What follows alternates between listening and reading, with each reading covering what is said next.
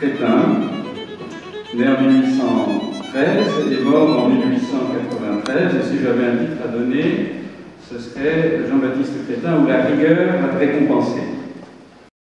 Le protestantisme donc s'est trouvé à peu près supprimé du paysage, mais il a réussi à se maintenir dans certaines localités rurales, à l'écart des grandes villes. Un certain nombre de protestants ont réussi au fil des générations à subsister, et le nom que l'on donnait à ces protestants-là, ce n'était pas celui du Huguenot ni de réformé. Le terme de protestant lui-même, c'est un terme qui n'était pas dans l'usage. On les appelait les gueux.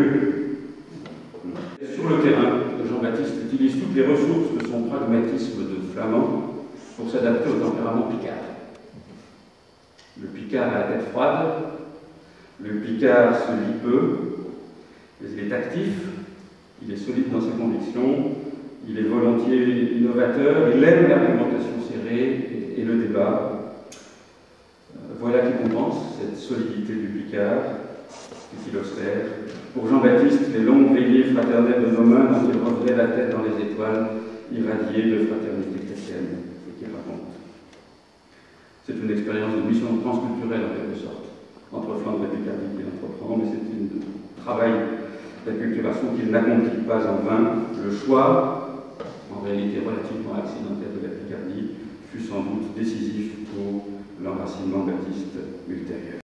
Et Mécado écrit de lui qu'il était une nature sage, recueilli, perspicace, allant au fond des choses. Son langage était doux, ses lèvres modérées. Il était très fin d'esprit, inébranlablement attaché à la vérité.